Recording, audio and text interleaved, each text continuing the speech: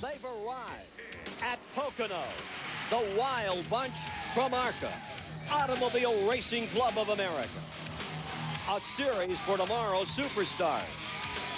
Before these big-name drivers won at racing's highest level, they won here. Give me fuel, give me fire, give me that which I desire. Oh, what a terrible wreck. ARCA, truly the school of hard knocks. Right now, tomorrow's superstars get their chance on the notorious Tri-Oval at Pocono. Give me fuel, give me fire, give me that which I desire.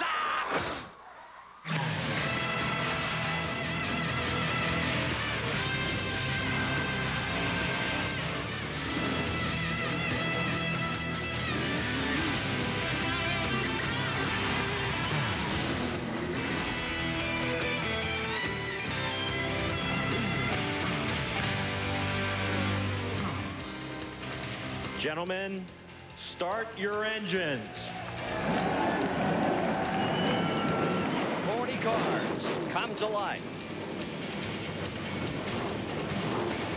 40 drivers ready to take it to the limit. 200 miles of racing action live on TBS this Saturday afternoon.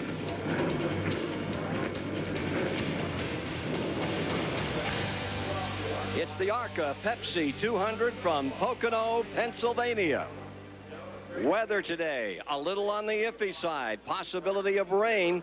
Halfway distance, 40 laps may count a lot in this one. And a good day, everyone. Welcome to Pocono, PA, as ARCA settles down to run on one of the most challenging tracks in America. 52 cars came here for this mid-season race. And as they settle down and cinch up the seat belts, the issue with a 30-year veteran of race coverage, Dr. Dick Berggren, is about these drivers, the diversity they face, today. And that's going to help them, Ken. They race in ARCA, where there is more diversity than any place else in American auto racing. These guys are used to running on the dirt tracks of America. They run as well on road courses. They run on the third-mile ovals. They even run on the big 2.66-mile track at Talladega. That's going to help them here at Pocono, where all three turns are different. You got to have a breadth of experience to run well here. And talk about a breadth of experience, a guy who challenged all the great ones here, Richard Petty, Cale Yarborough, Bobby Allison, right down in there at the end. So many times of those checkered flag battles was Buddy Baker. This is a tough track. Oh, it's tough, but it's a lot of fun. The drivers really enjoy this racetrack. All three corners are so different. Straightaways are different. Let's take a look at Pocono Raceway from the driver's eye. Down the front straightaway, the longest straightaway they have all year long. 190 miles an hour into turn one, down to the bottom of the racetrack, shift gears right there to get a great run down Long Pond straightaway. You run about 180 miles an hour down Long Pond straightaway into what the driver considers the tunnel turn. They see only one thing, concrete in front of them. They slide out against the wall, down the short chute into turn three, the toughest place for the driver. Right on the bottom, this dictates how fast they run down the front straightaway. And they sure can travel. Go as fast as you possibly can in that main straight. Point standings with 10 races complete. The senior driver on the circuit, Bill Baird, is up on the point by some 365 over Pennsylvania's own Bobby Gerhart. Checking the second 5 in points as we come to the midway in the season. There you see the winningest driver at Pocono, Bob Chat, back there in the 6th position. Check in with our pit reporters now, and we'll start with Steve Burns. Hey, Ken, now Bill Baird, there's a guy we can all root for, just 2 days shy of his 50th birthday. Heck, he didn't even start driving race cars until he was 40. See, his wife wanted him to get a safer hobby. He was an acrobatic stunt pilot. Again, 2 days shy of age 50. He's hoping to get an early birthday present here today at Pocono. He'll start from the 8th position. To Mike Hogwood. Blaze Alexander is our pole sitter. He's only 23 years old from Montoursville, Pennsylvania. It's near here. He's got a lot of friends and family here today. Now, many of these drivers have a car for the short tracks, a car for the dirt tracks, a car for the speedways. Blaze Alexander, he's got one car. It's already won once this season on a half mile. He's hoping to put it in victory lane today here on this super speedway at Pocono. To Randy Pemberton. 37-year-old Frank Kimmel of Jeffersonville, Indiana, is the defending ARCA Series champion. Kimmel comes into this race and will start third. He's also currently third in the ARCA point standings. Through 10 races, he has 2 wins, including 2 weeks ago on the little half mile in Berlin, Michigan. He was also the winner back here in Pocono, June 19th. Frank Kimmel's wife, Donna, as well as his son, Frankie, and daughter, Holly, will be watching the broadcast on TBS back in Indiana today, hoping that Daddy will bring him home a checkered flag here this afternoon. Now let's go back topside to Ken Squire. Thank you, Randy. First of 2 preliminary laps have been completed. A look at the Walmart Everstart battery starting grid today, and there you see young Blaze Alexander, who blazed his way to a new event record in qualifying, starting beside another youngster, David Keith. Frank Kimmel, veteran ARCA name, is in row number 2. There you see Andy Belmont, Bobby Gerhardt, the Pennsylvania driver, second in points back there in row 3. Bill Baird, point leader. He'll start on the outside of row 4. In row 5, champion from out west, that's Lance Hooper. There's Bob Shadd alongside. Billy Venturini out of Chicago, Illinois. Back on the inside of row number 8. Further back, Dan Pardus out of Daytona Beach, out of the NASCAR ranks. Here with ARCA today. Cicchetti, that used to hold the record. He's on the outside of row 11 as we get ready for this start. Here we've got Kirk Shelmerdine. Had a little trouble with the truck getting here. Almost went to Ohio by mistake. It's here. He's there on the outside of row 13. Kevin Counselor's the story. We'll keep you up to date on that in the afternoon's progress as well. Getting back to row 17, Chuck Weber, Howard Rose are there. Getting to row 20, and you're into the provisionals back there, Rick Skinner, and a name well known in NASCAR ranks, David Boggs, riding shotgun on the field as we get ready for a go. A look at the AutoZone race analysis, Doctor. Well, it's going to be a 2.5-mile tri-oval superspeedway. We're going to go 80 laps today if the weather lets us do it. That'll be 200 miles. Pit window, 35 to 40 laps. Several guys going to try to do it on just one pit stop today. Full speed, a record, over 164 miles an hour. Getting ready to go. Here's Bobby Gerhardt, Pennsylvania driver. Love to watch this guy in action. Currently second in the points. 7 top 10 finishes this season. 21st start. There's Andy Belmont. He's going to come out of 5th, and he certainly is one of the most versatile drivers in today's field. He's been in the NASCAR Modifieds, the Dash Series. Here's Frank Kimmel. Dominated this series last year, won 9 races, captured his first ARCA Bondo Mar-Hyde title. Lance Hooper is in the number 47 from 9th, that accomplished West Coast star, driving for Richard Jackson today. Well-known name out of the NASCAR ranks. Walter Riley, newcomer from New Jersey, owner of one of the largest overnight delivery services in the country. Let's see what he'll deliver. Here's Christian Elder. Youngster is a graduate of the NASCAR Dash Series, competing in only his 3rd ARCA race. And Blaze Alexander, your pole sitter, began racing at 19 years of age, back in 1995 in ARCA. 9th start at Pocono, and his best finish here is 3rd in 97. There you see them, 40 strong. And as Buddy Baker has pointed out so many times, to watch this field so dramatic as they come down this main straightaway and they take green as much as 5 wide. 1 to go, and they will be racing. Let's go to Mike Hawton. Talked to many of the leaders, Ken, like Blaze Alexander, Frank Kimmel. They said there is no way that they can make it on 1 fuel stop.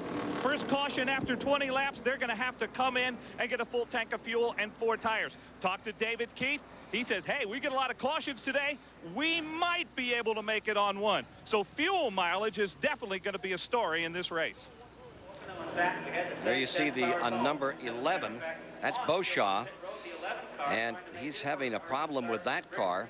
That's a guy who got himself into a ride here the last possible moment. Yeah, they're chicken all right. Not that guy.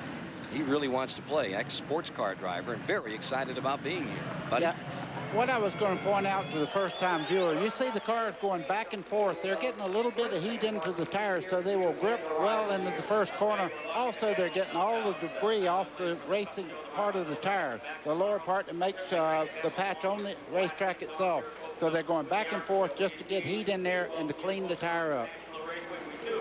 There you see the field coming down toward that very tricky, very treacherous tunnel turn. Tell us about it, buddy.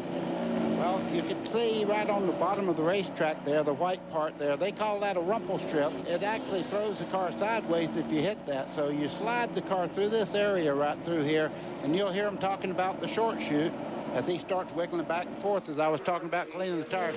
That part of the racetrack, you can really set a car up to make a pass going into turn 3. Just 1,700 feet down into my favorite corner. Great old fairgrounds turn. A lot of fun here. Take your line and see if you can hold on. And that driver's sitting there right now. Both kneecaps are jumping just a little bit. I can tell you that because it's so exciting just before the green flag. This is the fastest ARCA field that has ever come here to Pocono. Track record was broken. We will see speeds in excess of 200 miles an hour. This is one of the fastest racetracks these drivers will run on all year long.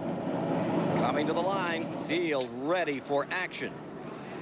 Breaking the old event record of Cicchetti from 1997 by nearly 1 mile an hour, 164 plus. Put Blaze Alexander on the point. Pennsylvania driver bringing him down. Pennsylvania crowd on their feet, ready to cheer. This the prelude to tomorrow's Pennsylvania 500 in Pocono. Alexander, the black car, pulls out in front as we go to turn 1.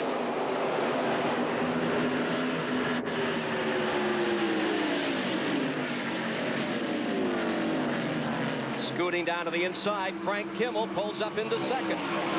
Andy Belmont picked up a spot as well. He moved from 5th to 4th on the start. Your outside pole car is running in 3rd right now. The 8th, as they head down in there, David Keith.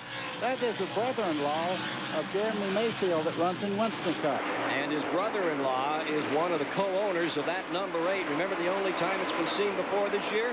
Well, if you don't, it was Michigan, and we saw it in Victory Lane. Alexander trying to lead the first lap. Here comes Kimmel after him. Now we're on that very flat 3rd corner and ready to come down this 3,700-foot straightaway where whatever you've got in that motor, you can use it all and then some. Yeah, and you can over-abuse the motor because about this point on the front straightaway, you pull it back into high gear. You actually shift twice on this racetrack. A lot of these guys are. Some are afraid to try. As David Keith tries to take over 2nd place on the bottom. Keith down on the bottom, trying to squeeze his way through on that corner. Here's a corner where you don't want to squeeze it. This is really one lane, buddy, when you get up here to that tunnel turn. Yeah, and the preferred line is right around the bottom as you look back down Long Pond straightaway as they head in there. Watch the cars as they start off the corner here, slipping and sliding to the outside of the wall there. You're riding with Blaze Alexander, looking back at Frank Kimmel in 2nd place. Keith in 3rd, Belmont 4th, Ray 5th, and Bobby Gerhardt in 5th. Kimmel won the race that was held here in June, and this exact same car started 3rd in that event. 2nd lap. Race still controlled by Blaze Alexander. Alexander has just one race car and a borrowed motor in that race car. He doesn't even own the engine he's running today. Keith down to the inside, and he's going to go into 2nd spot. They're only running 3 ARCA races this year. They've won 1 at Michigan, striving to win number 2 here today at Pocono, Pennsylvania. Yeah, and a lot of the drivers have been worried about this car all week long because it does have a Rusty Wallace type motor in there. The car is from Jeremy Mayfield, and it's one of the quickest cars in every practice they've had. But the quickest car, the car on the pole at 164.7, broke the old record of 163. That's Blaze Alexander staying in front. Steve Burns-Canad. Hey, Ken, just to echo what Buddy Baker just said, Frank Kimmel, the driver of the number 46, told me they were very concerned about that number 8 car. He said if that young man, David Keith, doesn't have any problems, he'll be the guy that's going to go to the front. Frank Kimmel's motor, on the other hand, is 2 years old, and they have rebuilt that power plant many times. A battle for the lead as they come off turn 1. David Keith, as we were just talking about him, a lot of straightaway grip as he starts down through there. You see Blaze Alexander giving him a tussle there as they head. Tunnel turn coming up. Oh, he'll have to give way there and drop back in line. There's no way to go through there too wide on the outside. Not safely at any rate. It has been done, but you don't want to do it if you possibly can avoid it. And one of the problems here at Pocono are DNFs. More than half the field failed to finish this race last year. Yeah, but it makes a lot of highlight film, too, when you try that. Yeah, it does. Blaze Alexander still holds on to the first spot, the 23-year-old. just barely having the advantage.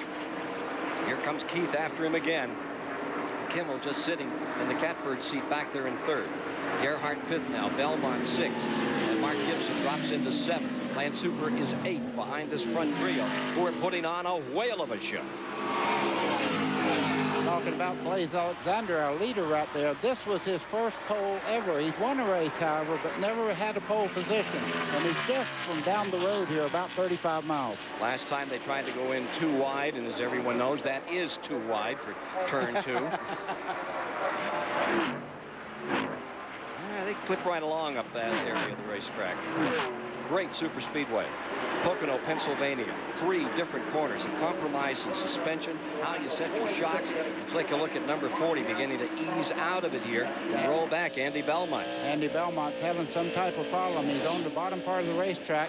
They do have a road here that you can pull off the racetrack and get out of harm's way to come in the pits. Belmont had run as high as 5th in the event. And now he has developed a problem on the American Online Ford, number 40.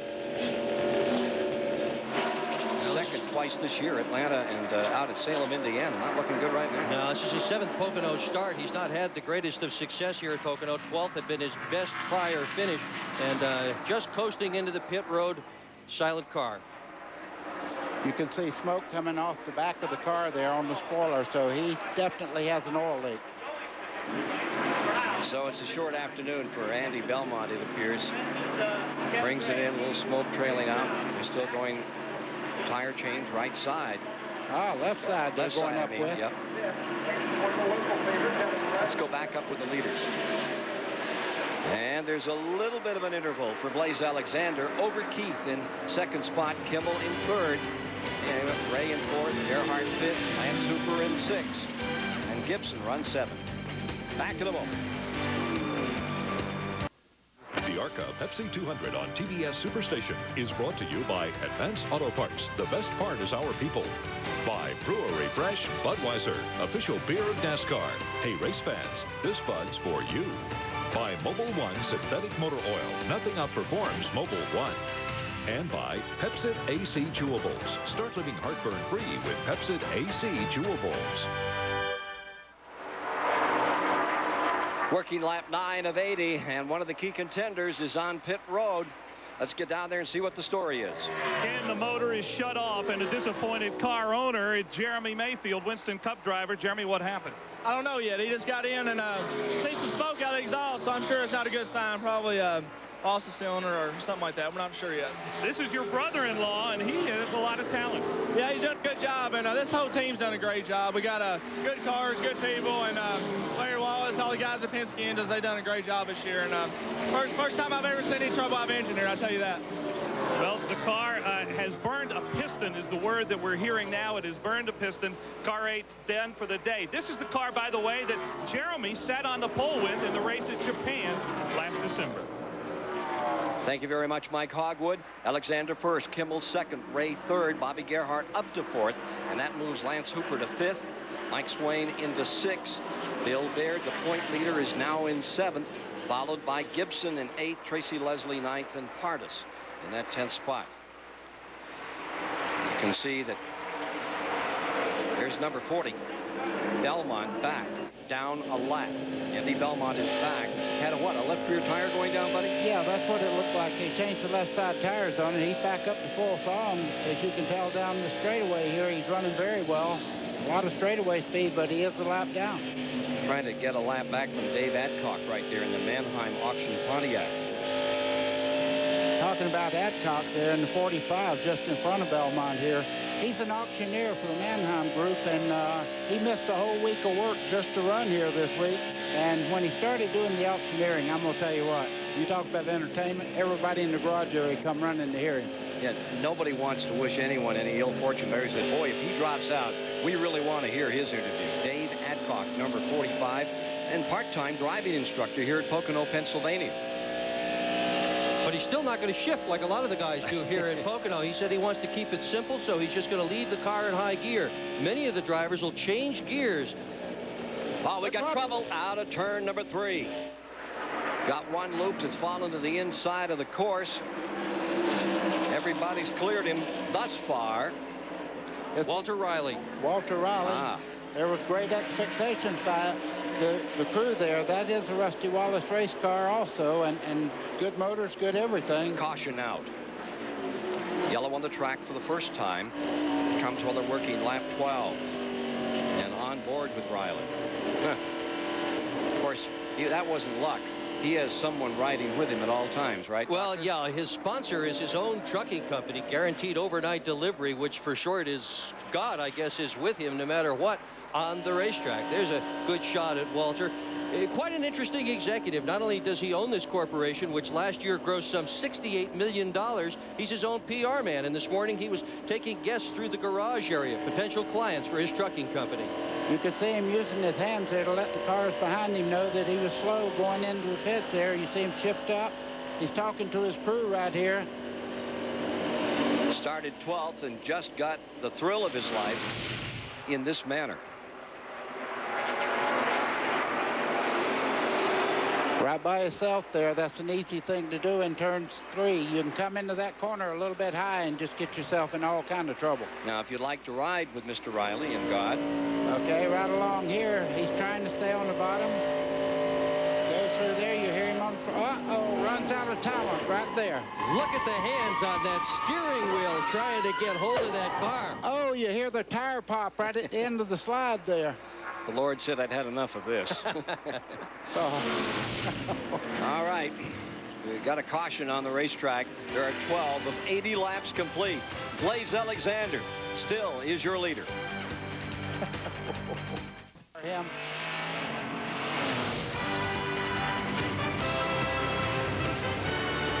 Tomorrow, starting at 12:35 on the Superstation, it's the Pennsylvania 500. Can defending champion Jeff Gordon repeat? Pole sitter Mike Skinner will lead the field down tomorrow. There's the guy they're talking about, Jeff Gordon. He'll be right here tomorrow on the Superstation. Hope you'll be with us to enjoy it. 12:35, our coverage begins. Well, here you see the field under caution. The guys up in front elected not to pit. Several others did come into pit that are running on the back of the lead lap. A total of 8 different drivers chose to pit at that point to put fuel in their cars. Bob Shack, Shelmerdine, Woodland, Like, Whittemore, Larimore, and Boucher all pitted, and that'll surely take them at least to the halfway point. Riley getting ready to come back out, I believe. Great aerial shot of this beautiful 2.5-mile track. And there's Walter, ready to go back to work. Got a lot of damage on the right front corner there. That's going to hurt him as far as downforce on the front of the car. Actually not to work, to play for Walter Riley here. Talking to his crew there, he hit the button on the steering wheel. Buddy? Taking a look at Walter Riley coming down the corner of the white car there. You see the back of the car. Just get away from him. It goes around and around there. I guarantee you, about that time, the right front tire blew out. He's having himself a hard time there, but he actually got in the throttle a little harder than he should, and the back of the car just kicked out. It's so easy to do up in turn 3. Yeah, you're just walking it through there anyhow. You're kind of sliding it through the corner to begin with, and you're getting the throttle a little too hard, and you break traction, and around it comes. Let's get an STP pit roundup in here and go to Randy Pemberton. Well, I can update you on what Kirk Shelmerdine did. He pitted, took on 4 tires, and decided to fill the car up with fuel. Likewise for David Leake. They want to try to make it in one more stop. One other guy that had a problem is Dill Whittemore. Right prior to that caution coming out, he thought that he had a transmission problem. It's not stuck in 4th gear, but he has a vibration. That's the overdrive, so they're going to have to run it in 3rd gear. Not to mention, he has a broken left front shock. So Dill Whittemore's day is not over with, but it's certainly running on a sour note here this afternoon. It's a dill pickle for him. That's his sponsor, too. Isn't that the way he got his sponsor? Some story about that? Yeah, I mean, why wouldn't you get it? If your name was Dill Pickle, I think so. Called the company up, and they said, what a great idea. Yeah. Mount Olive Pickle Company supports a guy named Dill. How perfect. So Alexander, there he is, and in a bit of a pickle. Kimmel 2nd, Ray 3rd, Gerhardt 4th, Hooper 5th, and Swain is 6th. And none of these folks elected to come on pit road. Bill Baird has picked up 3 spots, finds himself in 7th, with Tracy Leslie in 8th and Mark Gibson to 9th. Dan Pardus having a good day in that 10th spot.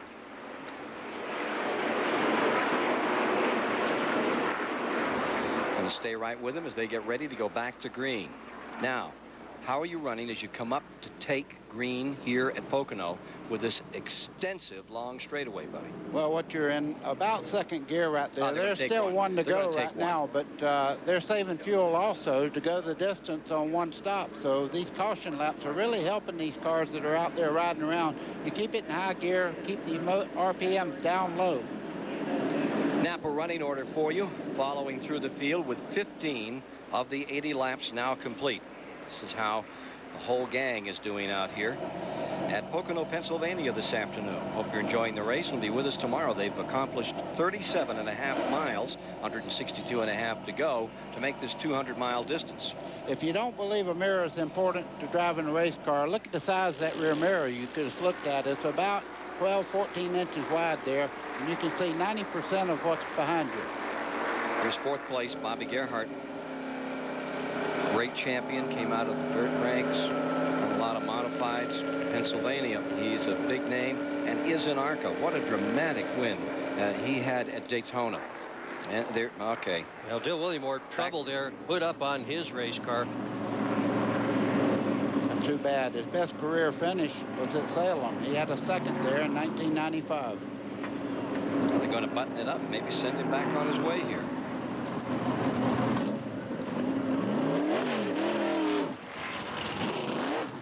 Get a report from Mike Hogwood down on pit road. And we're with Dave Liner, crew chief for Blaze Alexander. What's Blaze saying so far? It looks like he's running great. Well, Blaze is kind of taking it easy on the Perkins Chevrolet today. We're just trying to get him in a rhythm, keep it smooth. We got plenty of race left, and we don't want to burn the tires up too quick. We want to make the tires last as long as we can through the fuel running and keep him up front at the same time. When you plan to bring him in for fuel and tires? Somewhere between lap 28 and 32. All right, that's the word from the crew chief, the car that's leading the race, Blaze Alexander. Hey, guys, I thought we heard it'd be about 37 if they could stay green, and they're saving fuel right here. Well, let's get back to Steve Burns for a moment. Hey, Ken, thought the fans at home might want to know about the tire situation here at Pocono. Now, tomorrow on TBS, when you watch the Winston Cup race, you'll see 10, 12 sets of tires mounted up in the pits. ARCA, they try to save money. Most of the teams told us that they'd have about 4 sets of tires. Now, a set of tires is $1,400. So do the math. You're looking at about a $6,000 tire bill. But the tires are cheaper than putting on a new front clip. Andy Belmont trying to make a lap up here on the inside, number 40. Remember, Belmont is well back in 36th position. Had trouble early.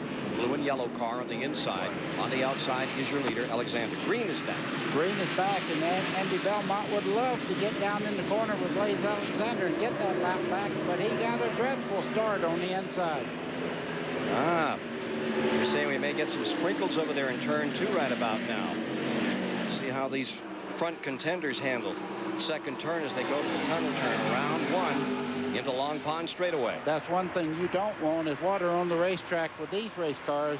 There's no tread on these tires, and if you hit moisture in the corner, it's like your own grease. Alexander currently running in the lead. He is probably one of the few people here at Pocono that was happy to see David Keith go out so early in the race. He didn't think he could beat Keith necessarily. His plan was just run second, follow him lap after lap, see what happened at the end. Instead, Keith went out early with engine trouble, and here Blaze Alexander leads the race. Spot on as Blaze Alexander stays right there, and Kimmel holds right in second. Look at that Chevrolet 1, 2, 3 up in front, buddy. Boy, and an awful quick shift there as he went by about halfway down the straightaway. Now he's back into third gear, down into turn 1, hugging the bottom of the racetrack. Blaze Alexander, our winner, leader right now, coming out of turn 1 and down Long Pond straightaway. He'll leave it in third gear all the way down this back straightaway. Listen to that engine scream. Looking back from the leader. That's from Alexander back to Kimmel, who just gave you those great pictures. And, buddy, that description of what he's doing out there as you listen to Alexander's motor. Down the short chute and into turn 3 with the Advanced Auto Parts Chevy of Frank Kimmel. Kimmel's an interesting story. He had been here so long at Pocono, 13 starts, but never really did anything until a couple of years ago when he got in much better equipment. Since then, he's had a pair of seconds and third and a win. Look at this for 4th and 5th. That's Gerhardt there. Hooper ready to challenge. Hooper in that blue and white number 47. A lot of people remember Lance Hooper from the Busch Grand National Series and Western Cup. He's dabbled in a little bit. He also was the Southwest Tour Championship driver, and he has a lot of ability, everybody says. And the Hoopers are a well-known racing name in the southwestern United States. And he won the final practice yesterday. Hooper in that number 47 car is incredibly quick. He, however, has just one Pocono start before today. Gerhardt fourth, and Hooper in the number 47 in fifth. Hey, we'll take a commercial break right here as we get around to the 19th lap complete, this time by Blaze Alexander out in front. They say that when the going gets tough, the tough get going. They say that a lot about the NASCAR Craftsman Truck Series. Because racing just doesn't get any tougher than this. The NASCAR Craftsman Truck Series. This is NASCAR. Napa application engineered brakes can stop you 20 feet shorter than ordinary brakes. That's important. Budweiser presents the Bud Pole Award. Starting near the front is always important, but it's critical at the Pocono Raceway. 27 of 43 Bud Pole Award winners have finished in the top 5. 6 of them have gone on to victory lane. Darrell Waltrip was the first Bud Pole Award winner to end up in victory lane at Pocono, winning in his championship year of 1981. The late Tim Richmond was the next to turn the trick in July of 1983. 2 years later, it was awesome Bill Elliott winning the 1985 Van Scoy 500 from the Bud Pole. In 1994, both Pocono races were won by the drivers who started first. Rusty Wallace was the winner in June, and Jeff Bodine celebrated in victory lane in the July race. The last driver to win at Pocono from the pole was Jeff Gordon, who dominated the race in June of 1996. And yesterday, Mike Skinner became the 10th different pole winner this year. We'll see him up front tomorrow. We start the 500. We've got one in trouble big time. Number 45, Dave Adcock. And he really shortened that one up. Turn 3 again. Adcock has ripped the back off that Mannheim auction Pontiac, one of the 2 Richard Jackson cars in the event. Caution down for the second time. You see his window net is down. That's to let everybody that comes to the car that he has plenty of, he's okay. That's the way you let the people in the fire trucks and all know you don't have to hurry to you. And at number 11, Boucher, he's also involved down there on the bottom of turn 3. There's the one that it really looks like it sustained some damage. Now, Adcock, the driving instructor here at Pocono, I wonder what he'll tell his students about today's event come Monday when he starts teaching class again. I got wrapped. Yeah, somebody took the air off my spoiler. I think I got hit in the back. It wasn't my fault. Stock Car Racing Experience is the group that he teaches for here, and he's just had a very big experience. Alexander, Kimmel, Ray, Gerhardt, the front 4. As we have completed 23, as they come by this time, 24 will be on the board of 80 laps to be run on this 2.5-mile track in this event, which is the overture to tomorrow's Pennsylvania 500. Hope you're going to be with us. We'll start covering activities at 12:35 in the morning. 1:05 is post time for the Winston Cup stars here at Pocono, and it's always a spectacular day on this race facility. Take a look at the replay of what happened to Adcock. Keep your eye on this car, the 45, as it goes down into turn 3. The back car there going into the flat turn 3. On the far right of your screen, Adcock all right by there. himself. Right by himself, loses the car, goes up hard into the outside wall, then comes back almost into the racing groove. That's the problem with so many cameras. You have something like that happen, you just can't blame anybody else. He was all alone. And Boucher tried to take some avoidance down on the inside, and the 11 car got loose on him and landed down on the grass. He should be able to continue. Big question mark for Richard Jackson's number 45. That's always good to see him walking to the ambulance, so that's mandatory on major speedways to go and be checked out. I think we may see the leaders coming on a pit road this time, buddy. We're at lap 23. Let's see what happens with Alexander first, Kimmel second, Ray third. Pit road is open. They have a flag man at the entrance to pit road. You can't go in unless he is waving the green flag, which he is. Our leaders are heading down pit road. You see Blaze Alexander, the leader, Frank Kimmel in second, and Kevin Ray, the youngest driver on the field at 21. So we'll have 3 of them in here. We'll show you the front 3 as all of them pull on to pit road for a fuel stop. There you see at the top Blaze Alexander, Kimmel, and young Kevin Ray on the bottom of your screen.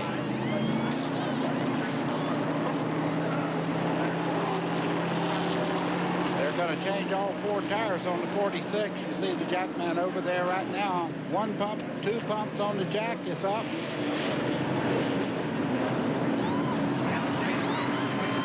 Going all the way around on the 79, youngster Ray. Frank Kimmel's on the move already in the 46 car in the middle frame there. Kimmel coming out after changing 2. Did he go all the way? He got all 4. He did get all 4. Yep. Kimmel out with all 4, quickest by far. So they come back out and hold their position as they cross the line here and come back on the track. But out of all of that, look at Gerhardt. Bobby Gerhardt in the number 5, who was 5th when they came on pit road, had a phenomenal stop just behind this trio. I hope that wasn't anything serious. As the 97 there, Blaze Alexander was going back on the racetrack. I noticed a little bit of smoke. STP pit roundup after this rash of pit stops, and here's Mike Hogwood. Well, everything's gone great for Blaze Alexander today except for that pit stop.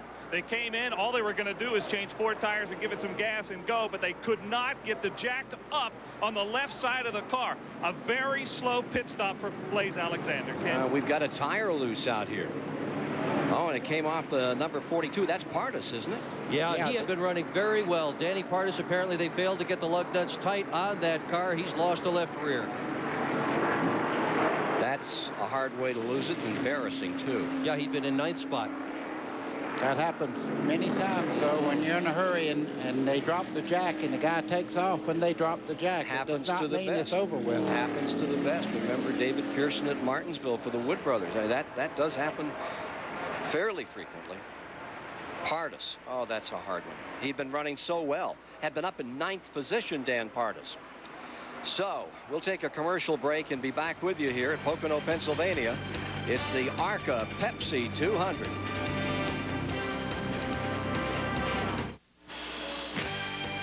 Brought to you by Winnebago Industries. For information on Winnebago Industries products for the Winnebago Motorsports team, call 1-800-642-4892. Mack trucks are furnished by Clement Chevy Mack Sale. For all your truck and tractor needs, call Clement at 1-800-369-MACK. Featherlight, the official trailer of NASCAR, Kart, IRL, NHRA, ASA, and the World of Outlaws. Call Featherlight for trailer and motor coach needs at 1-800-800-1230. And by LA West Luxury Vans, available at select dealerships nationwide. Call for a free video, 1-800-786-VANS. 26 laps, 65 of 200 miles have been completed here. Coming up tonight at 7 p.m. on the Superstation, it's the Atlanta Braves taking on the Philadelphia Phillies. John Smoltz takes the mound for the Braves. Chad O'Jay goes for the Phillies this evening. That's on the Superstation at 7 tonight. After the pit stops, a major change. Mike Cicchetti has found himself first spot. He was the guy that was quickest here for a couple of years in ARCA racing at Pocono. He did not pit, did he? No, sure did not. Automobile Racing Club of America is nearly as old as NASCAR and has produced some of today's top driving talent and had its share of great moments and personalities. A close friendship with NASCAR founder Bill France Sr. led John Markham to start a Midwest Stock Car Series in 1953. The series' winningest driver with 79 victories was Iggy Katona. Wheeling the number 30, Katona finished in the top 10 in points every year from 1953 to 70. He won 6 championships. The name changed to the Auto Racing Club of America, ARCA, and in 1964 it expanded from its Mid-American home base. Daytona and Talladega ARCA races attracted bigger names. Benny Parsons won championships in 1968 and 69. In 1979, Kyle Petty won Daytona's ARCA 200 in a huge upset. the big win happened in the first race of any kind Petty drove. A young Davey Allison was an ARCA star, winning 8 times, displaying skills that led to NASCAR's bright spotlight. Ernie Irvin, winning in the green car, was one of ARCA's many heroes. Ken Schrader, Darrell Waltrip, Jeremy Mayfield, Dick Trickle, and Kenny Irwin are all ARCA winners. Just last year, Adam Petty, on the right, at age 18, won his first super speedway race. Like Dad's first win, it was an ARCA victory. 3 generations of Pettys, winning stock car drivers all, celebrated in Charlotte's Victory Lane. ARCA, its racing history, its drama, and its family. John Markham was some kind of guy. He used to have a big dinner. It was a barbecue, actually, hamburgers down at Daytona. Gave everybody that came a silver dollar. Wonderful man. Well, we have Frank Cicchetti up in front, and Kirk Shelmerdine finds himself in second place in this spin-off of the action that's happened on the track. And there's Kimmel in the number 46 back out. And Steve Burns can tell us the story on this car right now. Well, Ken, the 46 of Frank Kimmel was running second before that round of pit stops. The crew has been down here checking on the tires. This is a gauge, a depth gauge, that shows how much wear the tires are. They look good on the number 46 of Frank Kimmel. They also took just a little piece of tape off the front grille. It was running a little bit hot. Pushing back to 12th spot as he gets ready on this restart. And he'll be just in front of the guy who dominated the first portion of the race, Blaze Alexander, who will be in 13th when they get ready to go. So they're still in lockstep, Kimmel and Alexander, but for the moment it will be Kimmel 1 spot up on Blaze when we go back to green. Now again, take a look inside of Kimmel's number 46, the advanced car, as he gets ready for this go. And Chetty did not pit. Got him out in front. Shelmerdine, what a day he's had. He has pitted before, however. Second place. Yep, Shelmerdine pitted on lap 12, lap 13. Woodland, who is in 3rd spot, has also pitted already, so they could be able to get a little bit further along in this event. And everybody's eyes are still at the sky. We have an overcast sky here today. Some blue poking through. There was a question as to whether we were going to get the whole thing in. Lap 41 is a race complete. And so they all wanted to be sure that they could get at least that far. Now, Andy Belmont, you see him down, tucked on the bottom of the track in the number 40. He is a lap down and trying to get back, and he may have a shot here. Had a bad restart on the first caution. Let's see what he can do this time. Pull up through, get himself some room to run around that number 17 of Cicchetti and also get up on Shelmerdine. Not going to happen there. Pretty tough to get your lap back here in Pocono. Talking about Kirk Shelmerdine and the 3 running in second right there. They say he gets the best gas mileage of anybody out there, and I wonder where he got that talent from. He was the crew chief on Dale Earnhardt's championship efforts 4 years, and he really knows how to work on these race cars himself. Venturini made a big move. You saw him in that 25 down to the inside, just scooting by 4 cars. Permatex car. Let's go down to Randy Pember. Well, after years of being in the NASCAR Winston Cup garage area, Kirk Shelmerdine has established a lot of friends, and it's so today. Look at his crew in here. He's got guys from Jeremy Mayfield's team. He's got guys from Wally Dallenbach's team, as well as Jimmy Spencer, Ernie Irvin. Guys from the Winston Cup garage area helping Kirk Shelmerdine try to win this race here this afternoon. They're calling themselves the real Rainbow Warriors. Well, if he wins the race here this afternoon, it's going to be quite an upset. The truck driver missed directions and wound up in Ohio instead of Pennsylvania. The truck driver bringing the race team here is Shelmerdine on the inside looking for the lead. Shelmerdine missed virtually the whole first day of practice. Look at this. He's taken over first spot. Yeah, he took the inside down Long Pond straightaway. He moved by Cicchetti as they go through the short chute. I tell you, Shelmerdine looks like he has a good motor in that car. Missed a lot of practice yesterday. As they said, the car was not here. It was going to another racetrack. They got confused about where they had to go this week. Well, they're back and looking really good right now, leading in this ARCA Pepsi 200. Take a look at that interval back through the field.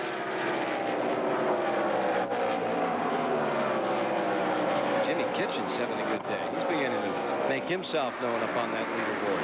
I'll see what he does before it's over. Well, he has a lot of help in the garage area. Red Farmer goes with Jimmy Kitchens at just about all the races that he runs in ARCA. And anybody that knows Red Farmer knows he's probably the winningest race car driver in the Southeast. 3 wide. There's Alexander getting sorted out further back in the field. He's all the way back in the 13th position right now after having led early before those pit stops. So he's got a bunch of cars to pass before he'll be a contender again this afternoon. Look at Kevin Ray there in that 79. Kevin in 10th position at the present time, closing on Weber in the 24. Gear lever going back and forth in that car as he heads into turn 3, right down on the rumple strips on the left side there, the white part of the racetrack. Car will drift out, coming out right against the wall and down the longest straightaway in NASCAR. Got some running to do. He's got to clear out a bunch of cars to get up there and attack. He's got Ray right in front of him at the present time. Ray in the 79, that black, yellow-green kind of number. What should call that line? Yeah, Rich Woodland on the high side. Yeah, and Woodland is racing in for position. He's showing 8. Number 85, the white red numeral car on the outside. Kevin Ray making a move in the 79 down towards the tunnel turn, makes the pass there. This kid's only 21 years old and a wealth of knowledge about driving. He's about to get blown in the weeds by Alexander. Blaze Alexander really coming on. Bob Shack's number 75. Shack's had a bad day today in that 75. Many trips into the pit area, running well off the pace. He got used as a pick that time by Woodland. Was able to stay out in front of Alexander coming off that car. Using that tunnel turn, so narrow. Got to be just right there. Good timing for Woodland. 79 is Ray. 97 is Alexander. Ray up to 8, closing on Kitchens in 7. Drawing Alexander with him. Jimmy Kitchens raced earlier this year for Bobby Allison in Busch Grand National. I'd love to see him have a great run. Blaze Alexander on a mission right now, down in the tunnel turn. And the number 85 of Rich Woodland has to settle back a spot. We'll take a look at this. Lance Hooper mixing it up. 1, 2, and 3 right here at the 3rd turn. Lance Hooper settles it down on the inside, pulls up and goes after the leader, Kirk Shelmerdine. Coming around to complete lap 33. Shelmerdine, the black car down on the inside. And the number 47 of Hooper comes after him. Hooper's got a great car. Richard Jackson has a lot to do with this car, and I'll tell you, you can tell it. They've always had great motors, the Jackson brothers have. Well, they should have. What Hooper's real full-time job isn't as a race car driver right now. It is as an engine builder for this same team. So you better have plenty of power under the hood. There's the shift. Now you can see he's shifting even on the short chute and back in the tunnel turn. A lot of people are doing that. That means he's shifted 4 times around this racetrack. Got a King Kong of a motor here, pulling up 1,700-foot short straightaway to that flat turn number 3. Let's see if he can deal with Shelmerdine. Everything counts on getting good position off this 3rd turn. Going right out against the wall. You'll hear the motor really screaming right along there, and he'll jerk it back into high gear about that point on the racetrack. Shelmerdine using up an awful lot of racetrack. He's running high-low. He's really trying to prevent Hooper from getting a beat on him anywhere. Slip back to 3rd spot in the red car. Just saw him in the corner of your screen there a moment ago.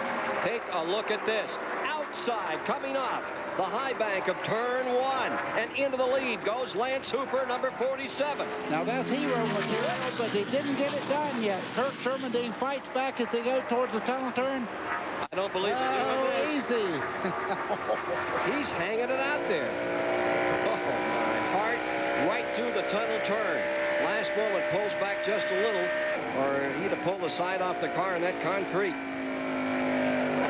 Into turn 3, and Shelmerdine still leading. We've got ourselves a real dogfight for first spot. Shelmerdine versus Hooper. Sort of east versus west here. Hooper out of the southwest. Big NASCAR star there. Shelmerdine from the eastern United States, trying to make a name in ARCA after being a great crew chief for Dale Earnhardt for years. Frank Kimmel there in the orange-looking car as they head down in the corner. He's already moved back through the field again. Yeah, Tracy Leslie's up there on the outside in the 23. Here comes Kimmel right after him. Side by side again. Oh! There you go. Little Thank you contact very there. much. Kirk Shelmerdine said, I believe I want that spot. I believe he wants it a lot to do that kind of a stunt. Chrome horn.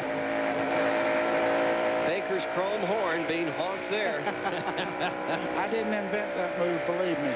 No, but you used it a lot, didn't you? Lance Hooper is so much quicker down in turn 1 right now. He's making all the moves he makes on the outside of the racetrack. That's very hard to do here. But look, as they fight back and forth for the lead, the back group there is moving in. Tracy Leslie in third there, and Kimmel, they just eating the leaders up. It's getting crowded up front right now as Kirk Shelmerdine is doing his best to hold back the angry pack. Bobby Gerhart lies 5th at number 5. Here comes Hooper up on the outside. Shelmerdine to the bottom. You ding somebody like that, does that get your attention in a race car, buddy?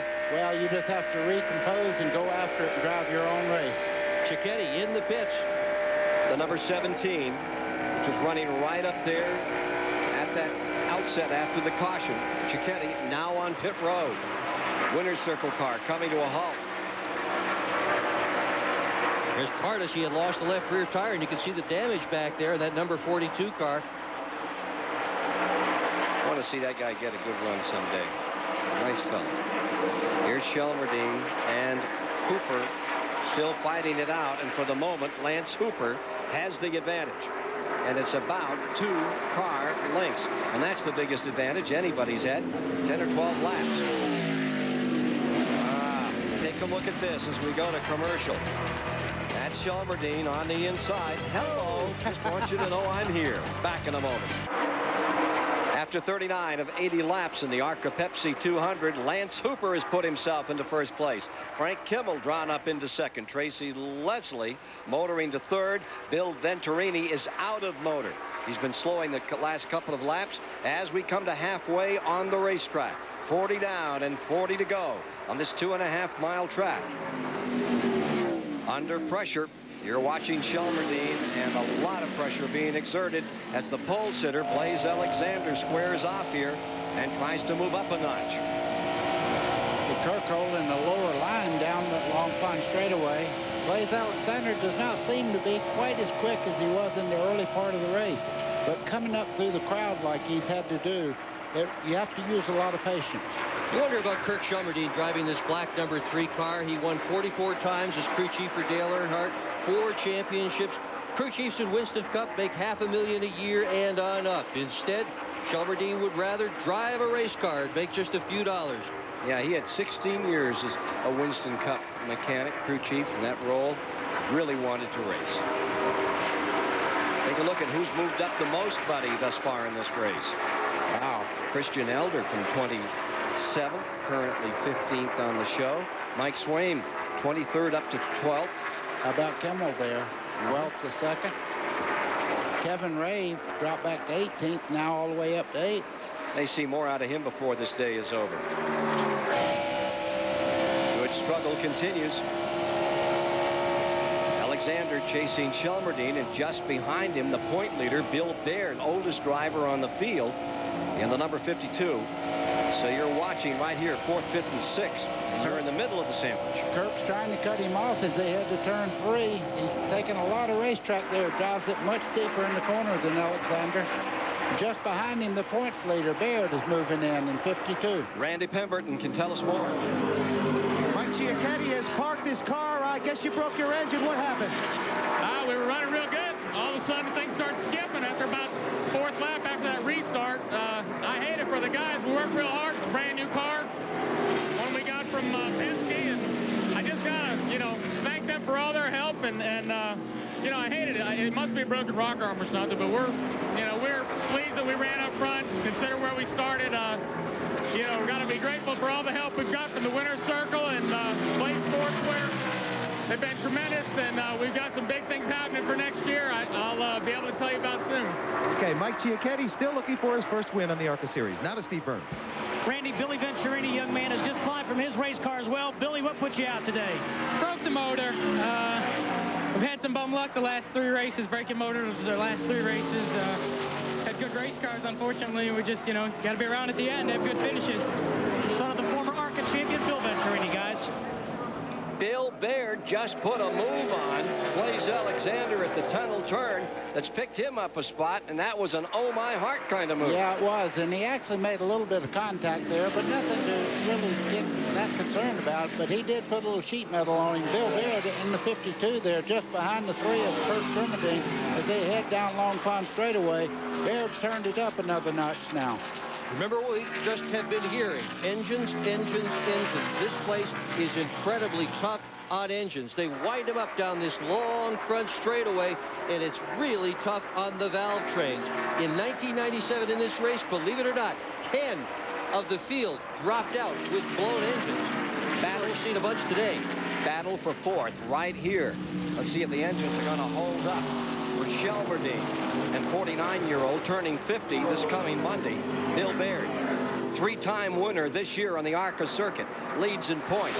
Here you see coming down the main straightaway, Baird on the number 52, challenging, going after Shelmerdine. The fight is on as they go into turn number 1. Not this time. Shelmerdine shuts him down. They're picking up the throttle on the bottom part of the racetrack. We see a car in trouble here. That's Chuck Weber's number 24. It's come out the pace. Look at this battle. Blaze Alexander back on the outside, trying to overhaul both of them. Blaze Alexander, 97, just a second ago. Bill Baird pushed him out of the way, but now you can see Blaze Alexander fighting back here as Bill Baird looks over the back quarter panels there. All of this for 4th, 5th, and 6th as Hooper stays 1st, Kimmel 2nd, Tracy Leslie is running in 3rd, and now down the inside goes Alexander, and right with him comes Bill Baird. The 97 is pulling up into 4th. Mike Hogwood can add more. A few laps ago, Blaze Alexander tried to get by Kirk Shelmerdine. He got really loose, got back out of the throttle, and it's almost like he had to regroup and get himself ready emotionally to make this charge again. But when he did, the 97 is flying. Really coming on. Buddy, you think Kevin Ray's going to be a player in this deal? I do indeed. He's moving in just behind Bill Baird back there. He's sitting there and moving himself right on up there. As Bill Baird makes a move, the kid is moving up with him. Weber in the 24. Going to be a short day for him. Just barely idling in. And he had not pitted on that last round of pit stops. Hooper stays 1st, Kimmel 2nd, Leslie 3rd. Here's your leader, Lance Hooper. 80 laps the distance, 200 miles to be run. Lance Hooper has put on some kind of show, as is Kimmel. I think it's one of the best ARCA races we've seen. It is, but Kimmel is closing in. This thing is going to get a whole lot better up front. We haven't seen Bill Baird lead this race so far today. He's led more laps than anybody else so far. On board with Hooper. You can see him looking in the mirror. He realizes they're moving in on him just a little bit. This is a headrest right here. You can see him going through the corners, using that to stabilize his helmet as he goes through the corner, putting a lot of pressure on that thing. And this is the only super speedway in America where you'll see them shift the race cars during the event itself. These straightaways are so long, if you don't do that, you either have to breathe the engine or you're going to blow it up. Best ARCA finish this year for that number 47, 8th on the 1.5 miles at Charlotte, North Carolina. Lance Hooper has got this Richard Jackson car flying. Lucas Oil Pontiac now leading. Nice gear change. You didn't hear the motor barely change sounds as he jerked it back into high gear. Now back up into 3rd, hard down into the corner on the outside groove, trying to get by a lap car there. Those Winston West drivers, they seem to always do well in a course that's like a road course. I don't know if it goes all the way back to Riverside or not, but you think about Chuck Bound and all those kids that came out of there. Look at the job Hooper is doing. Well, they got Portland, too, another road course, and they do run there as well. 1996 Winston West NASCAR champion Lance Hooper from Palmdale, California is out in front with 47 of 80 complete.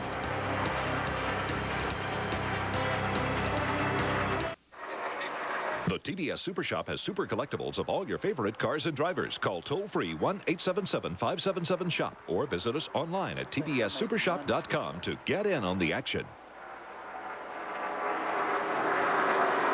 For all the news and sports and much, much more, log on to cnnsi.com. the ultimate address in sports. Taking a look back up front in this ARCA Pepsi 200 on the 2.5-mile Pocono, Pennsylvania track, where tomorrow the Winston Cup stars get at it for 500 miles, the 26th annual.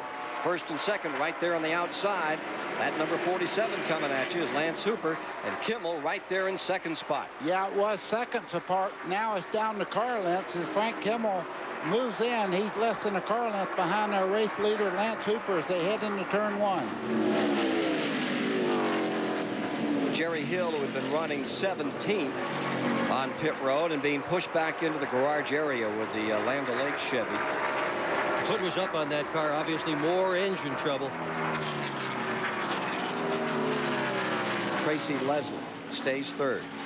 Quietly running along, having a very good day, out of trouble with waiting on these 2 leaders. The squabble is between Mike Alexander, Bill Baird, Kevin Rabe getting into it, and Shelmerdine. That would be 4th, 5th, 6th, and 7th spot. We're going to have one more pit stop at least today for all these teams, and they'll have a chance to adjust the cars and shake up the order a little bit. See if they can make the car a little bit faster. Contend at the end for the win. What's the prediction on when they'll be in? Next caution flag for sure. Oh, boy. And if not, that's really sticking We're getting very close now. I'd say within 5-6 more laps, they'll have to start thinking about it. So if it's green flag, the guys with the better pit crews get a tremendous advantage. Under a caution, it really does not matter that much how fast they work in the pit. But under green, it does. There's the front 2. Leslie staying third. And Mike Alexander's number 97 is in 4th. With more on the story, here's Mike Hogwood. Dick Bergen was talking about the adjustments. They planned the adjustments on the 97 car. This is a tank of air. Here's the hose, just like you would have at your service station. Now, they're going to adjust the car. They've taken a pound of air pressure out of the left rear. Blaze says the car is a little bit too loose, and so in order to tighten him up, they're going to adjust the air pressure in the tires, and they hope that works, and they'll put him up front. Blaze Alexander. Did I say Mike Alexander? Boy, I wish he was still racing. Gosh. Okay, what he was talking about there, he dropped a pound of air pressure. That's equivalent to 50 pounds of weight to the left rear. It makes it get better grip, push the front end, and it tightens the car up where it does not hang the back of the car out. Blaze Alexander in 4th place, and you can see the handful right there, buddy. You can see him shifting there. He's got his hands full right now because he's got a mirror full of Frank Kimmel there, the second car in the frame. Now, there are the 2 leaders. You see Hooper in first, and right behind him comes Frank Kimmel. And as you fade back, that's the short chute they're running near that very flat 3rd turn. Tracy Leslie has some making up to do to get there. Almost 5 seconds now back to the 3rd place automobile on the field. That's how much these 2 leaders have pulled away. They say that Hooper will be coming in very shortly. Your leader, Randy Pemberton, can tell us more. Well, it'll be at least 2 laps before Lance Hooper hits pit road. They are discussing exactly what they want to do here. They have told me so far they've only taken on right side tires. Yesterday in practice, Lance said there was no tire wear whatsoever. What they plan to do is come in when they can make it on 1 full fuel stop to go the distance. So as soon as they get to that point, they'll bring them down pit road. They will not change tires at all, is what they're thinking here in the Lance Hooper pit. But we'll see when he comes in about a lap and a half. That's always been the Achilles heel for ARCA, those pit stops. And boy, have they been working on them. Yeah, and the leaders right now are dealing with lap traffic. You see Andy Belmont in the blue car there being lapped over again. That's a couple of laps he's behind right now. Jimmy Kitchens, running 13th, has just brought his car in, the number 67. Speed limit on pit road, 55 miles per hour. Here comes Hooper. Leader heading for pit road right now. Randy Pemberton waiting on the leader. Kimmel goes into first place as Hooper settles it down, brings it in, comes to a perfect stop. 55-mile-an-hour speed limit if you wonder why they come in that slow. Randy? They only need a nice smooth stop here. They have decided to go ahead and take right side tires. You see the wedge wrench in on the right side rear of the car. They're going to go ahead and make an adjustment. Make sure they absolutely get this car filled. I see that, oh, they got a wedge wrench stuck. It is stuck. Terrible break for Lance Hooper. He will have to come back down pit road.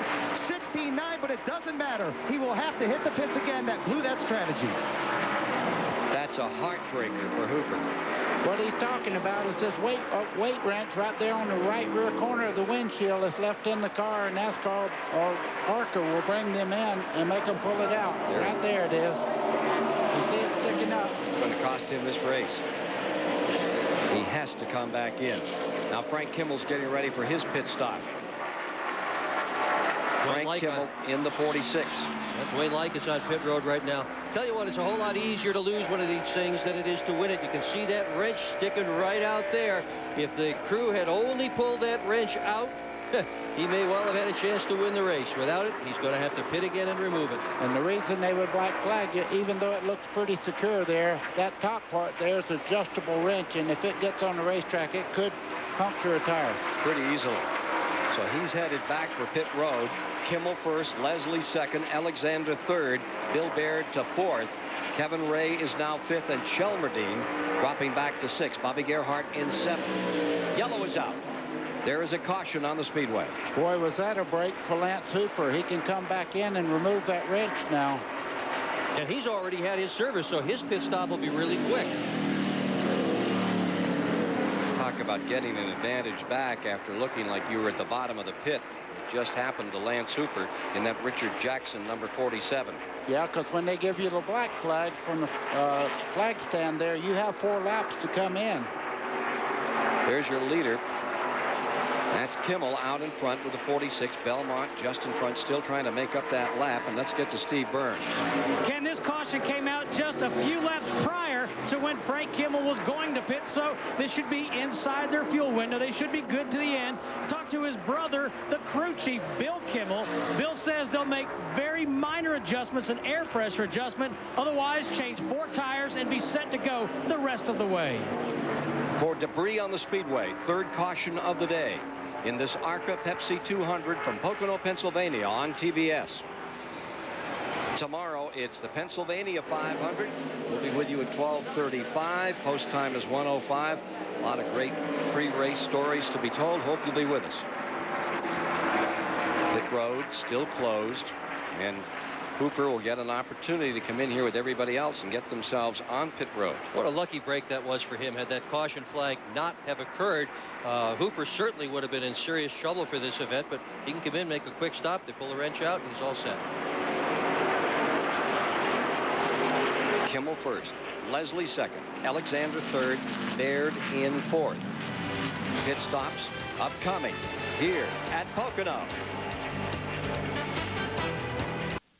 The ARCA Pepsi 200 on TBS Superstation is brought to you by Jiffy Lube. Get your signature service oil change at Jiffy Lube, America's favorite oil change.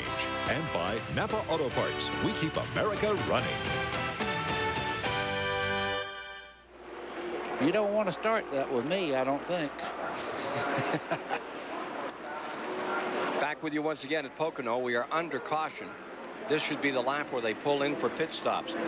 And this will take them home for sure. 12 cars in the lead lap.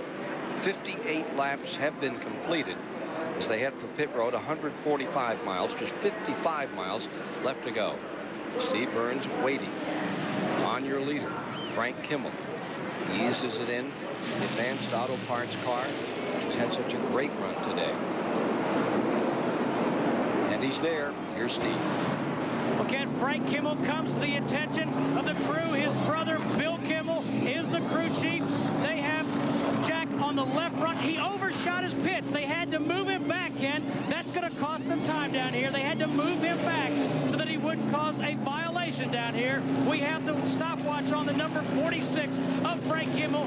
They're still on the right side of the car. This is going to be an extremely long pit stop for Frank Kimmel. This is going to cost him positions on the racetrack. We're upwards of 29 seconds. Over 30 seconds now. The left side tires are finally on. 34 seconds for Frank Kimmel. That's costly. Track position. Look at those 12 cars in that lead lap.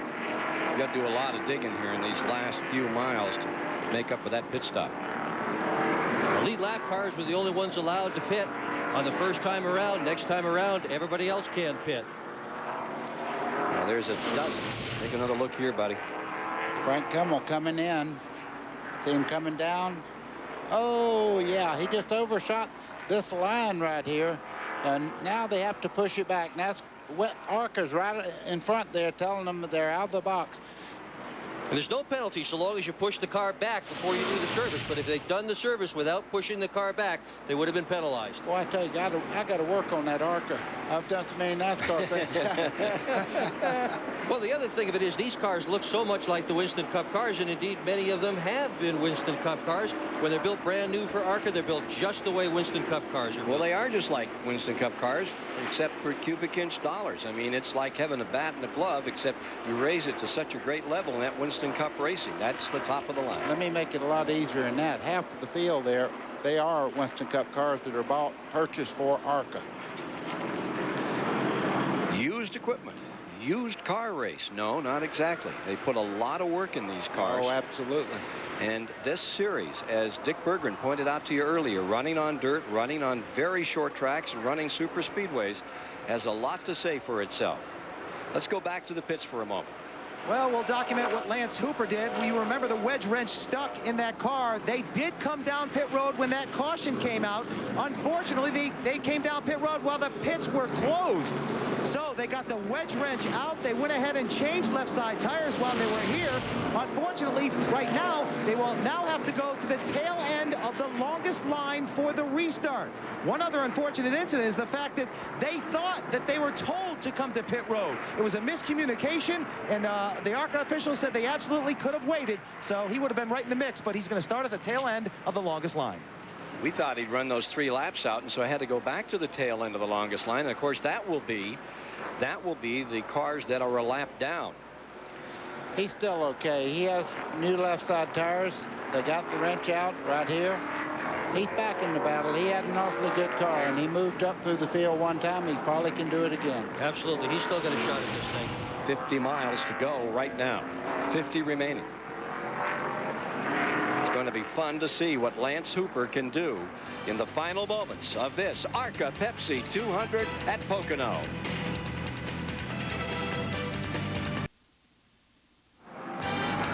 Coming up next, it's NASCAR 99, Road to the Championship.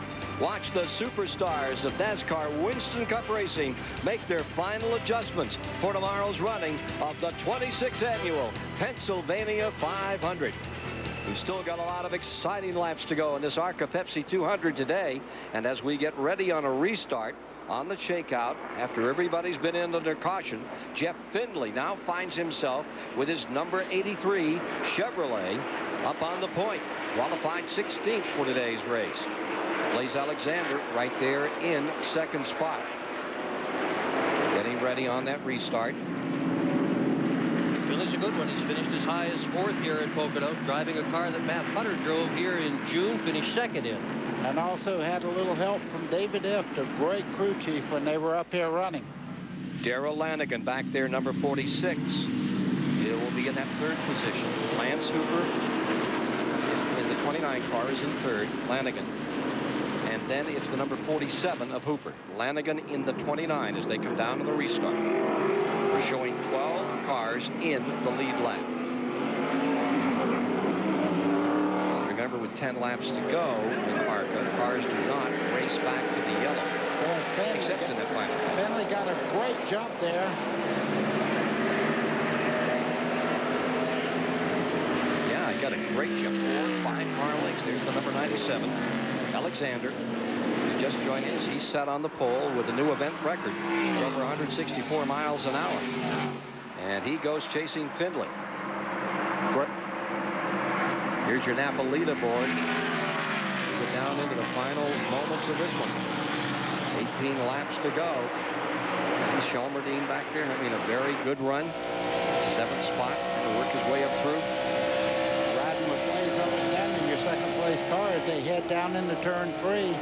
Looking Findlay over, taking a little tighter line as they go through the corner. Findlay's car a little bit loose in that area there. The back of the car jumping around just a little bit as they head down the longest straightaway that they'll see all year long. And because it is so long, you want to be letter perfect when you come off that very flat 3rd turn. Back they come to the 14-degree banking of turn number 1. Blaze Alexander can tuck his nose up underneath the back end of Findlay. He'll get loose just like that. That's exactly the way to gain position here at Pocono. Get right on a guy's back bumper, loosen up the tail end of the car, and boom, you're gone. And the reason that works, you push a wall of air up under the car, and it actually lifts the car up, makes it light in the back.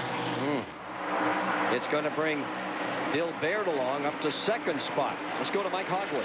When they came in for the pit stops, the talk was on the radio. Guys, let's make it perfect. No mistakes. And that's just the kind of pit stop they had. We talked about the air pressure adjustment. Back on the track, crew chief Dave Liner has just told his driver, Blaze Alexander, buddy, this is your race to win. Go get it. Yeah, well, Kimmel's right here, too. He's ready to go for it. You know what? Anybody in the top 10 right now, they're telling them to go up there and get it. Anybody in the top 20, they're telling them to go get it because it's showtime. We've got 64 down, just 17 laps to go in this event. Third, fourth, right there. And then you see fifth down to the bottom of the racetrack. Findlay holding on to that third spot, trying to make it stick. Just at the back of that group, I can see Lance Hooper fighting his way back up towards the front. I'm sure we'll see him before the end of the race, working his way back towards the front group here. Look at Alexander, just trying to pull away from Kimmel. First and second. He's only got a 1 second lead on Kimmel, though. He's had that before, and Kimmel has closed it. Here comes that struggle for third spot. Findlay and Baird at it. Findlay in the yellow car, coming at you at about 190 miles per hour. You can see a car jump way over to the right-hand side of your screen there. That's Lance Hooper coming right down. Now he blends back into traffic. All the way from the back of the... We have trouble on the front straightaway. Crash coming out of turn number 3. They do not race back to the flag except in the last 10 laps. Rick Skinner's involved in that. There's that 11 car, and for the second time today, it's involved. Shaw has racked his car up. Fourth caution of the day. It's Rick Skinner with a bent up front end. And you can see that on the top of the race car right there, he's been around backwards because he employed the roof flaps there. We'll take a commercial break, get ready for the finish of this one. A little time to clear up the track. 2 cars to be removed, the number 11 and 30, and back with you. They tried to assassinate the president. Now they're after his daughter. The war against terrorism just got personal.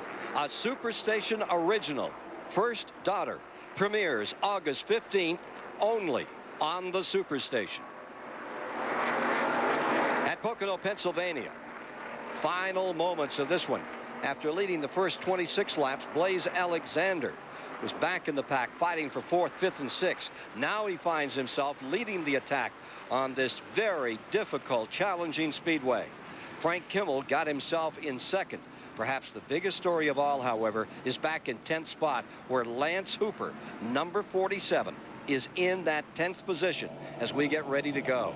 We'll be back for the restart in the final moments of the Pepsi ARCA 200 after this. Stay with us.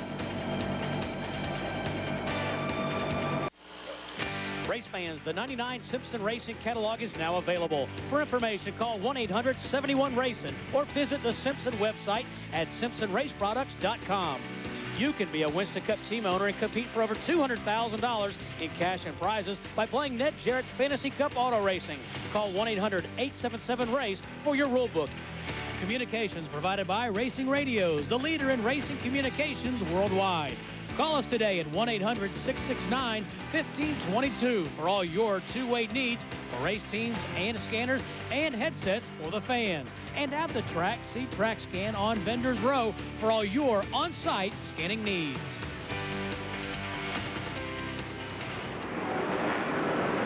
.68 laps complete, 30 miles to go. And they're just about ready to complete the 69th lap, 27 and a half from there, and they've still got a ways to go before we go. There you see Blaze Alexander, who is leading the parade with Frank Kimmel in second and Jeff Findlay, who qualified part 18 and 16 in third spot presently. But this is the story of the moment. Take a look at Lance Hooper's number 47. That Lucas car back in 10th spot. And it's going to be fun to see him on the start. Market is 11th.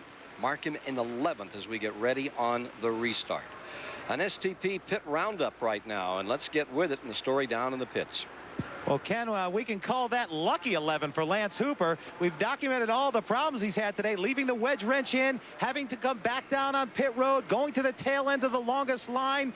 Well, when they were in the pits the last time, they decided to go ahead and change left side tires. They just pretty much did it for the heck of it. Look what they found on the left rear tire.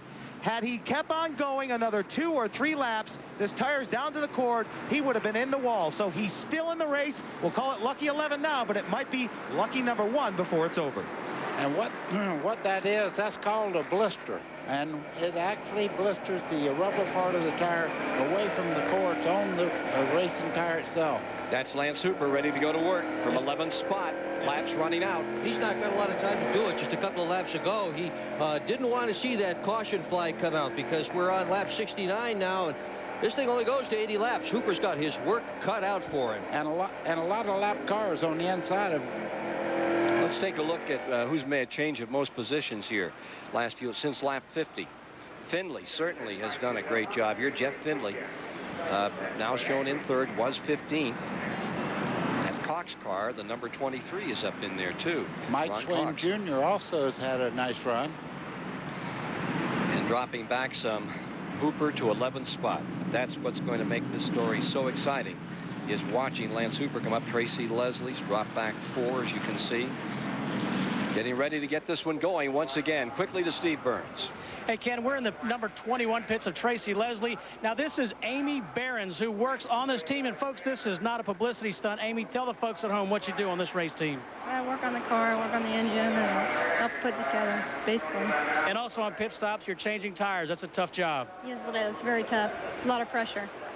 And you started as a diesel mechanic. Is that correct? Mm-hmm. Hey, guys, and just to let you know, she raises Clydesdale horses on a 300-acre farm back in Ohio.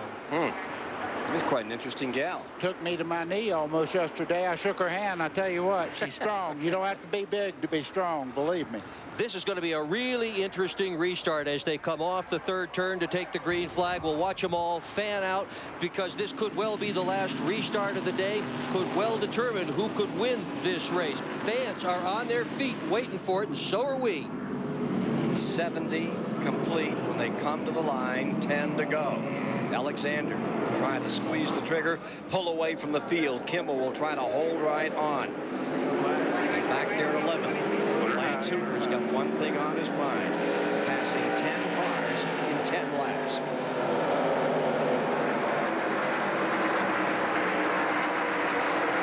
Alexander got a great start. Opened up a bunch of space between himself and Kimmel. 3 car lengths, but here comes Kimmel back.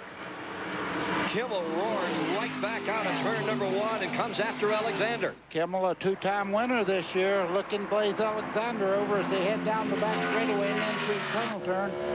It's going to be the car that sticks the best in the corner right now. Straightaway, they all seem to be running very close to each other. Kimmel coming after him, and here comes Hooper. Gibson ahead of him. We're with Hooper now. Now you can see he wanted to make a move there, but there's lap traffic on both sides, so he couldn't get by. And now he's on the outside of the 59 there. Mark Gibson looking him over, cannot make the pass yet. Mark Gibson, that 59. Disastrous day at Talladega a year ago. Had hard luck at Daytona back in February, trying to make it run here. No place to go. Here it comes. Hooper up the outside. He may knock Gibson. Trouble right in front of him. And he gets through. Whoa, big crash. Kevin Hooper Ray down to the inside. He hooked it the other way and made it through. And Kevin Ray in the 79 also, right under the wreck there. Dirk, they used to call it the reverse slide. I never saw that. Well, like that on asphalt. What a move. We're inside 10 laps now. Running back to the line. With less than 10 laps, they will run back to the line. Alexander trying to hold that track position as number 1. Kimmel still coming after it. Bill Baird lies there in 3. They'll come off the throttle when they hit the line. Under yellow. Baird is 3rd. And dodging more than a bullet, a cannonball out there. Take a look. number 14, Christian Elder's car. We're seeing him clambering out of number 14. That's a nice shot. Be able to see the driver okay, still with a bit of a smile on his face, despite the fact that that car is thoroughly trashed. The Great Clips Pontiac just got clipped. There's the other car involved. That's the 19, and that's Kevin Counselor's car, number 19. Story there. Kevin Counselor involved in that crash. Guy that been working as a house painter, but not just an everyday house painter, down in Naples, Florida. Put enough money together for this team, and I mean big money. Yeah, bright kid. He's got a couple of degrees from Florida State, one in criminology and another one in economics. Maybe he should have taken one in body work. Let's go to Steve Burns. Hey, Dick, you know, you guys are right. I was talking to Kevin Counselor. He's an impressive guy. Worked his way through Florida State University painting, and when he graduated, he said he had 2 degrees, and he made more money painting. Well, the kind of houses he paints now, the last one he did was $260,000. He's got 50 employees and flies his own plane to these races, so he's done pretty well by using those painters. Not bad for a house painter. Kevin Counselor. We'll take another look at that wreck shortly here. 3rd Pocono ARCA race. Take a commercial break, then get back for the start. Take a look what happened here and watch Cooper in the 47. Kevin Ray in the 79 there, just a little contact makes it by.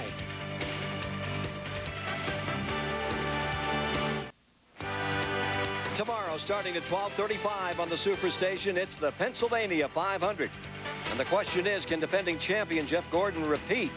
Or can pole sitter Mike Skinner pull it together? Find out tomorrow here on the Superstation. 12:35 pre-race, 105 will drop the green. Getting down to showtime here in the ARCA Pepsi 200. Showing 75, 76 complete when they come by this time, with 4 laps of green to decide it. Alexander and Kimmel up in front, 1st and 2nd. Baird and Findlay, 3rd and 4th. Mike Swain, Kirk Shelmerdine come next. Then Tracy Leslie. And then Lance Hooper in that number 47 is in 8th. He's running out of laps to win this race. Flanagan is in 9th. Bobby Gerhart 10th. And Gerhart just got fresh tires on his car to make a run to the checkered flag from that 10th spot. We also saw Kevin Ray come on pit road. He was a lucky guy down there in that turn, that incident just moments ago. You just talked about fresh tires on the 10th place car right now, but the one thing he has going against him is all the lap traffic on the inside, and the preferred line around this racetrack through the corners is the bottom of the racetrack. Alexander got a great start last time. He's going to need another great start with Kimmel on the back bumper and Baird right behind him. Findlay behind him as we get into the tail end of this thing. Picking up speed. Safety car ready to duck in. Down for the finish. Alexander, Kimmel, and Baird, 1, 2, and 3s. Numbers 97, 46, and 52 respectively. We'll be keeping an eye on Hooper out of 8th position. 11 cars down to the bottom. Here we come. Remember, this straightaway is 3,700 feet long. If you got the power to pull it, you're in great shape here. There's some separation between 4th and the rest of the field as they take green. Alexander draws a bead on winning this race. Kimmel coming after him again. As they head down in turn 1, the lap traffic there backed off the throttle and let these guys go at it so they could race to the finish. Look at Baird on the bottom of the racetrack as they head down towards the back straightaway. 50 years old on Monday, Bill Baird leading the ARCA points through the first 10 races of the year, trying to close down on Kimmel, looking back from the leader, Alexander. Tunnel turn. Right out against the wall, about 160 miles an hour. As you start down into turn 3, you'll hear them get out of the throttle, set the car into a drift right here. Back they come. Laps running down, 3 fingers out from the flagman. Baird in 3rd spot, yet to lead a lap today. He's led more laps than anybody else this year in ARCA competition. 1 more races, leads the points. Cooper closing right up on Tracy Leslie. But at the rate that Alexander's pulling away, he's running for just another position for the lead. It's all Alexander, Kimmel, and Baird. Blaze Alexander took the pole. You're just joining us. He was there with a new event record for ARCA, 164 miles an hour here on this 2.5-mile track at Pocono, Pennsylvania. The front two cars have pulled away from Bill Baird just a little bit. You see there's a down to 15-car interval between second and third.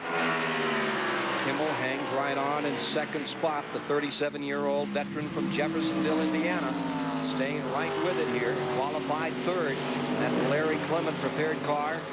He was first here at Pocono earlier this year. Frank Kimmel winning back in June, and there are 2 to go. What a great story, this kid Alexander. Oh, on the inside, Kimmel looking him over.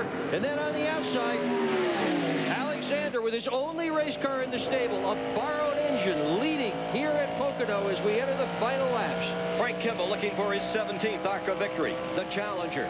It is still Blaze Alexander holding on to that lead now by 3 car lengths as they go to the tunnel turn. Take a look at Hooper trying to move by Shelmerdine. Yeah, but he's on the outside there. Shelmerdine, oh, he just outbraves him going down the tunnel turn and takes that spot away. What an exciting race driver, this Lance Hooper. Southwest has got a lot to be proud of there.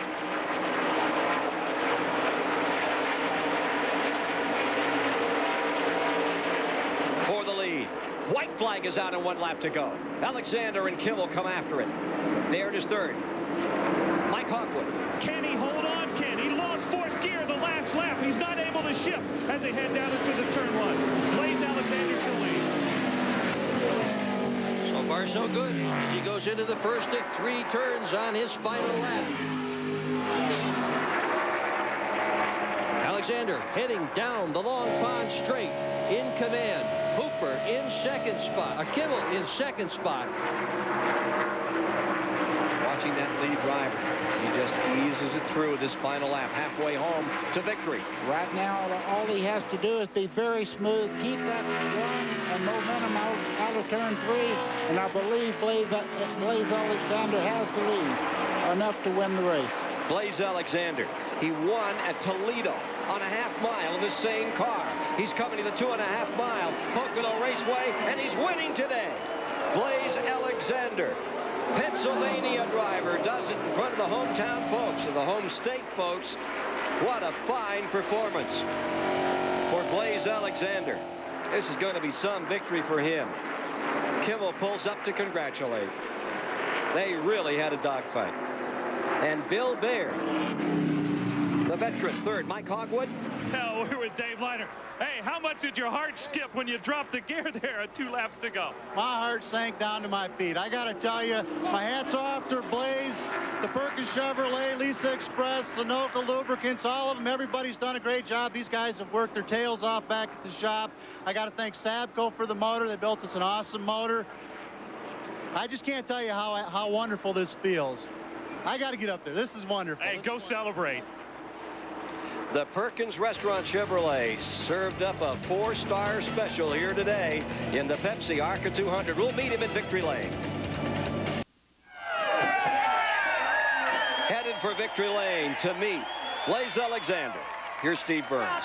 Hey, Ken, Blaze Alexander just climbed out of the car. How in the world did you win that race? I don't know. We lost overdrive at 2 laps to go, and Keith Simmons like, just calm down, man. I was shot. I can't say it on TV, but oh my God, I was getting nervous. Frank was running me hard, and we just had such a good car at first pit stop. We got behind a little bit, but they did a good job the second one, and whew, I'll tell you, I just need to thank some people, Perkins, Sunoco, Lisa Express, all my hometown people here, especially my team, Dave Liner and all the crew chief, all the guys, Felix Sabatis, Armando, Keith Simmons was spotting for me. They helped me out with an engine this weekend, and it's a lot easier when you got a good motor, I'll tell you that much. Blaze, you just said you lost overdrive. This is the same car you've been using all season. You're from nearby Montoursville, Pennsylvania. How important is it to win in your home state? I'll tell you what, these people, they love it. There's going to be a party here. My dad's here this time, too.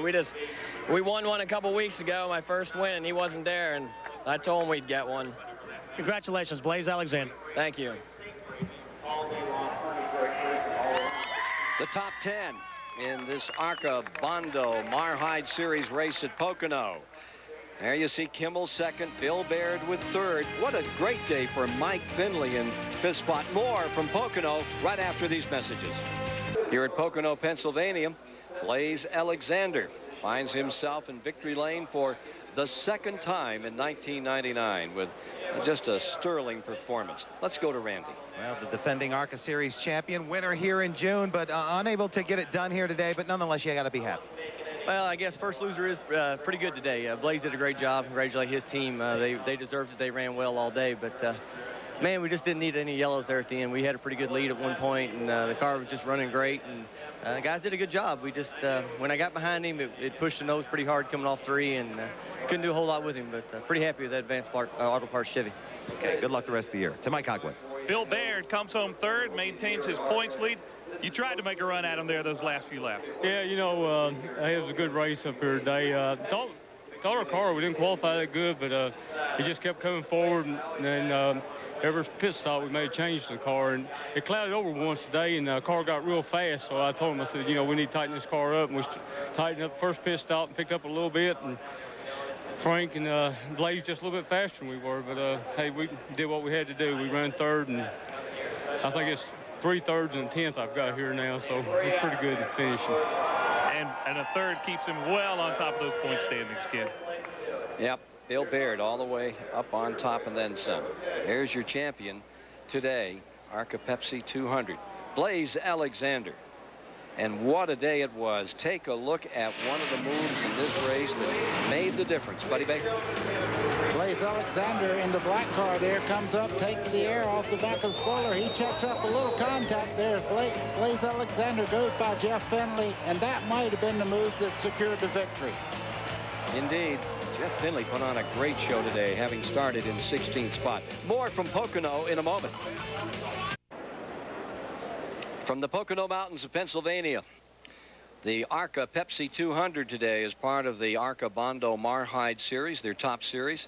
Take a look at those final results. Blaze Alexander winning his second race of the year. Look at Kirk Shelmerdine all the way from 26th to finishing in 7th position in the number 3 car. That got lost on the way to the racetrack. Jeff Finley, great finish in 4th spot. Darrell Lanigan back there in 10th, gave it a fine run today. And my hero Bobby Gerhart, he ended up in 9th in that top 10. And Lance Hooper, he gave us a lot to watch today also, leaving the wrench in the back window. Norm Benning, that one car, runs on dirt, runs on short tracks, runs on super speedways. By George, Norm Benning's right there in the top of the heap. 15th spot.